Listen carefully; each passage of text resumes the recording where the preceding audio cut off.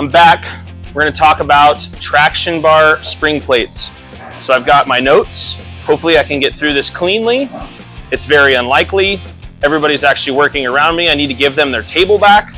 I've commandeered this table on Sunday. The guys put all the variations of spring plates together, so you can see how many possible combinations you can make, from shocks in the back, shooting off to the side, in the front, no shocks, etc., etc. So let's go with terminology first. This is the place I wanted to start. So I have been calling them lower spring plates for quite some time. I would like to change that to traction bar spring plate. So it houses the traction bar and it holds the spring, right? It's the retention device on the bottom of the spring. This guy has also been called a spring plate, or maybe a spring perch is better, right? So I have had people say, hey, I need a spring perch, and they're talking about these guys, but in my mind, this is a spring perch. So I would like to clarify that this is a housing perch. This welds to the housing. There's pretend housing right there, right? This welds to the housing, and call that a housing perch, call this a traction bar spring plate. So the other thing is that I was calling these lower spring plates for quite some time. Well, then I came out with these through bolt housing perches, and they're a lowering style perch. So I can't tell you how many times somebody said, hey, I need a lowering perch, and kind of like it's confusing, right? So just having the terminology sorted out makes sense to me. So you can see that guy would normally weld the housing right there. So let's put that out of the way. So that covers our term. Traction bar spring plate, housing perch. Two main styles of traction bars out there that you guys run across. The most popular one seems to be Caltrax. I would say that they're likely 10-1 versus Assassin bars. Assassin bars are made by Smith Racecraft. Both are effective. Both traction bars people have records and been super fast on. So it's just a function of what do you like better, right? The main difference between a Caltrax and an Assassin bar is the size hole for the rod end. So they both use a 3/4 rod end. You could go watch my rod end video and get a little more info on that. But they both use a 3/4 stem. Just Caltrax use a 3/4 inch bolt right there for that size, and Smith Racecraft use a 1/2 inch size for there. So that's the main difference between those bars. They do function a little bit differently, but I'm not going to get into that. You guys can see the differences for yourselves if you go and look at pictures of them. A cool feature about a Caltrax is that if you didn't want to use this big 3/4 inch bolt, you can in fact just swap the rod end and use the 1/2 inch bolt. So I often make these lower spring plates, or lower traction bar spring plates. See, it's going to be really hard even for me.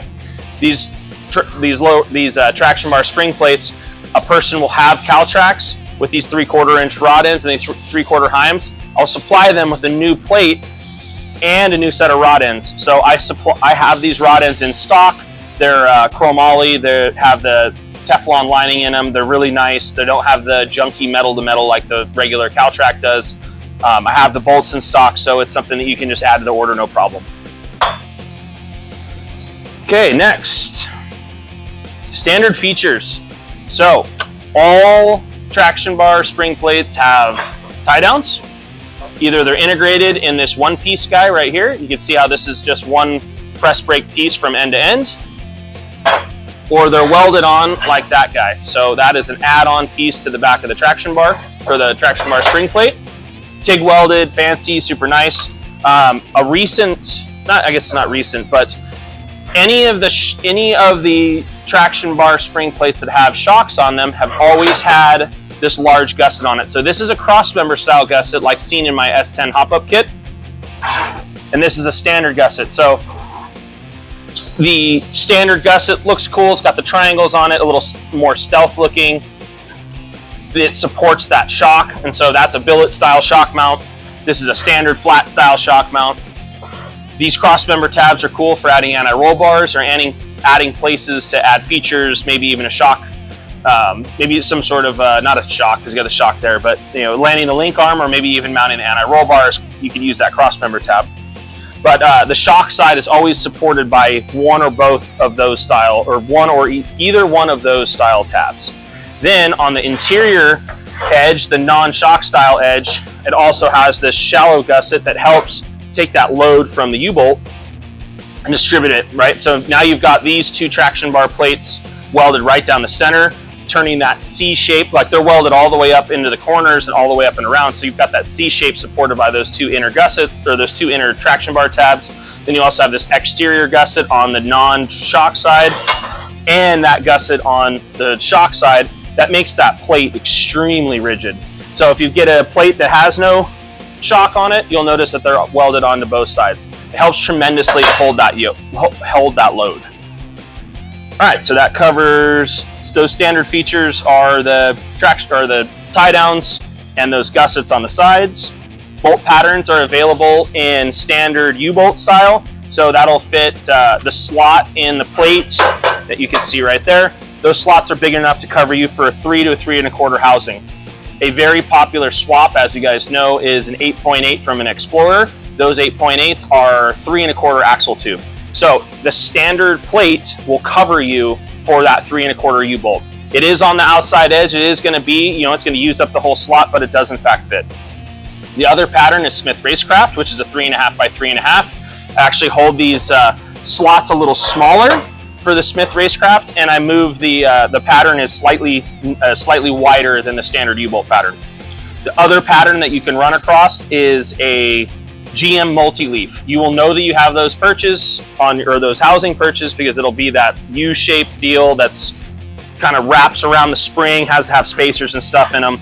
That is a super wide pattern. So if you have that style perch, you have to make sure that you order your plate with that bolt pattern in mind.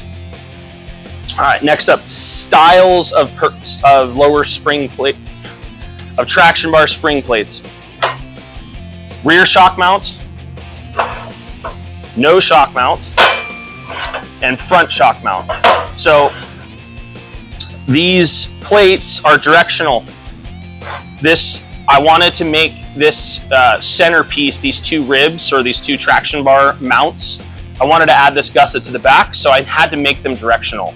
So in order to cap that in, because you can't have the rod end sticking out the other side. So we're talking about race car stuff. So in my opinion, the universal's just not really, we're not doing universal stuff, we're doing the intentional stuff. So you can see that is most definitely a directional piece. That's directional. That's directional. I wanted to tie that together. I wanted to make this the most rigid assembly I could possibly make. That way we didn't have problems with the back of the plate deflecting with the shock, or the front of the plate deflecting with the shock. So your shock is only as good as whatever it's connected to. So if the tabs that it's connected to aren't strong enough, then it's just going to bend. So those are the three basic styles. You can have the shock in the front, you can have the shock in the back, or you can have no shock. Whichever one you want to do. Okay, next up, we are moving on. Okay, shock mount styles. So now we've got variation in the way that the shock is mounted. So obviously no shock mount right there. This is a rare one, but we did do this one. So this uses this flat 4-bolt pattern right here. This mount we made it's an A-body kit. If you go on the website, you can actually see the A-body kit. So what I was trying to achieve was a mount with a lot of drop. So you can see how far down that guy goes. You can also flip it and you can go way far up. Is this up position useful? Likely not. But this particular mount blends the offset between these taller offsets and these shorter offsets. So let's clear the way here so you can actually see what I'm talking about. So you can see shortest, that's even sitting on the head of the bolt, right? Shortest, next, so you got 3/4, 1 inch. See, you got some more there. That's got bolts in it, but you can still see that it's shorter there. So you take the bolts out and you can just see how we just stepped up the height. So these are our variations of offset. So maybe moving the shock, whatever, however much you need to move the shock. So this all keeps the shock. The shock stud is still parallel to the leaf spring. The leaf spring runs this way, shock stud runs that way. It still keeps those parallel. So you can see how many mounting positions this guy's got. So this is a fine-tuned adjustment style billet shock mount. Didn't make a lot of these. There's probably maybe 3 or 4 sets of them out there, but I have all the drawings. I have made them. I make these for my A-body kit anyway, so if you ever were interested, I could still make them and still do. Next up, have the parallel style billet shock mount. So this is the guy that we developed for the S10 kit, and those pieces drop in the back right there, go up and down, and have these two different sizes of offsets. So basically you've got 2.75 inches from the center line of these holes up to where the shock mounts, and 1.75 inches, get that guy out of the way, 1.75 from there to there. So that's a pretty good amount of offset. I designed this billet mount initially for a guy on the East Coast, and somebody had a CalTrack bracket, and they had made like a tube mount off the back of it to offset the shock, and he didn't want to move. He wanted to get some adjustment out of the shock, but he didn't want to move it. And so this was how I made this work. I was able to adapt that mount into this bracket, was able to accommodate this offset, and then after I developed that was kind of helpful in developing the hop-up kit. The shock is offset far enough, the shock mount goes forward, shock mount goes back, anti-roll bars this way, and now you can get the planes of the shock and the anti-roll bar arm together. So that's the billet style.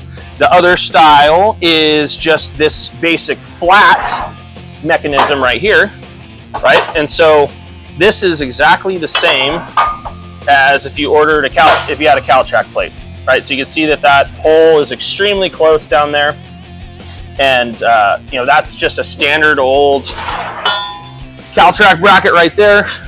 You would often see just something very simple, like just a bushing, right? This is my bushing right there, so you can see how easy this guy just fits, right?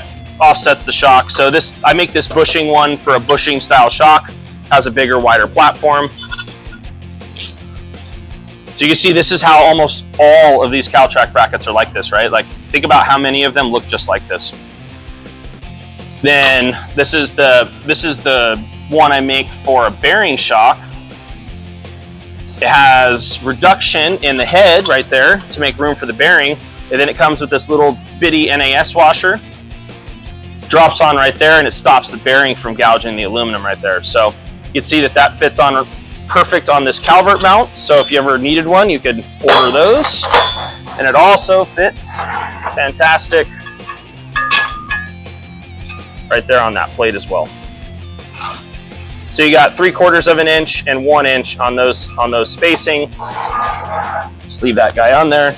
There's 3/4, there's 1 inch, and then this is the bushing style. This table is really long. Okay, so that covers standard style. And I have that shock mount style listed as standard. So it's either standard for an eyelet bearing, standard for a bushing, and that's just options on the website. You could do this billet mount, you could do these billet mounts, and then you can do a parallel to spring billet mount, and you can also do a perpendicular to the spring billet mount. This is an offset bracket. I originally designed the offset style like this to take up the gap on a Mopar. So Mopar's, I believe it's an A-body, you can correct me if you like, but there's a lot of angle in the shock. So I made this mount, inboarded it, added the long mount to it, and I was able to take 6 inches out of the mounting on the bottom and drop it down. So as those shocks got closer together, your mounting distances get smaller. So I'm able to go down and come in, right? So I was able to take a bunch of angle out of the shocks for those guys. Last but not least, this particular plate is actually designed for an NBS truck. So if you sit this guy like this, and you sit this one on top, it's just a little bit bigger. The reason I did this is because I moved this shock off the side of the plate a pretty good distance. So as you guys know, NBS trucks, likely some of the OBS trucks, there's a bunch of trucks out there, the springs are on the outsides of the frame rails. Well, in order to get the shock to reach in, so to be able to still mount the shock to the spring plate, or the traction bar spring plate, you have to move the shock a long way. So I knew I was going to be leveraging the traction bar spring plate. So I added some length to it, and I added some extra beef to this gusset too, to help take that load from that extra offset. So this particular NBS bracket also has the double bolt pattern in it. That double bolt pattern matches many of the flip kits that I have found to be out there. So this is a truck one, NBS truck, has a large side gusset in it for help taking that load. This is the cross member tab that would be made also for the anti-roll bar / shock mount relocation kit that we make for this truck. And obviously this mount is perpendicular to the spring. So larger body, larger offset. So that particular one has a 1/2 inch hole in it. And here is one. That's not it. Here we go. There's another truck one with a 3/4 inch hole in it. So there's a couple variations of that as well. So you can do, just a recap on the NBS, larger body, large offset. You can get the double pins. I'm gonna make that an option. So when I reset up my website, all of these spring plates are gonna be individual pieces. So that way, it's not, you don't have to dig through 30 options. It's gonna be traction bar spring plate for rear shock mount standard. Then it's gonna be traction bar spring plate for rear shock mount, parallel billet mount, right? And then the options that you have will be what style gusset, and then what size traction bar hole. So that way I can have, there'll be more parts on the website, but each one will be a lot more individualized, so it makes more sense. And then I'm gonna put examples, I'm gonna take pictures of the different style housing perches, so that way you can identify and make sure that you have the right one. That way we don't have to do the shipping back and forth stuff. So that covers all the options with the NBS, or just a truck with the springs on the outside of the frame. The NBS trucks still have the tie downs, and you can still obviously choose those bolt patterns. All right, so then we're going to talk about ordering. So when we go to order, think about it this way: do you need a shock mount? Yes or no? Where is the shock? Is it in the front or is it in the back? What pattern is it going to be? Do you have a Smith Racecraft perch, or do you just have a regular U-bolt? Like, so if you had a perch like this guy, a housing perch that looked like that, this is just a regular U-bolt style perch. That would be just a regular U-bolt style housing. If you have a 3-inch or 3.5 inch housing, I strongly suggest moving to this style perch. So you end up in a position, I'm able to keep the bolt pattern in this housing perch the same as the bolt pattern for the U-bolt style perch. So those two patterns are interchangeable. When you start going to a 3.5 inch housing, these slots almost touch the edges here. So I would have to remake all of this stuff bigger in order to fit the 3.5 inch housing. So in my opinion, if you've got a 3.5 inch housing, you ordered a 3.5 inch housing because you're probably trying to go really fast. For $250, get these proper perches. It's money well spent. I also carry the bolt kits for those now too. Do you need so back to our ordering thing, what pattern? Sorry, there was a tangent about the pattern. Any special offsets? Are you gonna need one of these longer billet mounts? Do you need to move the shock to a specific location? And that's kind of the end of that. Oh, and the cross member. So if you wanna add some extra features to your car, you can add this cross member tab. You don't have to use it. I just like to make things purposeful. So if I'm not gonna be using this tab, I like building the traction bar spring plates with that standard gusset. If I've already got shocks and anti-roll bar mounted to the housing, there's nothing you can do with this guy. Well, maybe you could put a weight tab or something on it, or whatever the situation was, but I like to build things purposely. So this tab, I would use that. If I already had shocks and anti-roll bar in the housing, I would use the standard tab. If I'm gonna move some stuff around, then I might go with that tab. So that'll be up to you. I also have the receiver tab that bolts to the face of this, so I can set you up with a pair of tabs and mounting bolts to put this together. So hopefully, after all of that nonsensical rambling, there's some information in there that helps you to understand what all of these potential options are. I build these pieces modular. We make all these, we make all the wrap, we press break all the wrap. There's a pile of them sitting over there. And depending on what we're going to build, on whatever the order is, we assemble them per what somebody needs. So that's my spiel. Hopefully that's informational, and I think you're supposed to like and subscribe, or don't, whatever. It's all up to you. And I'll catch you guys next time.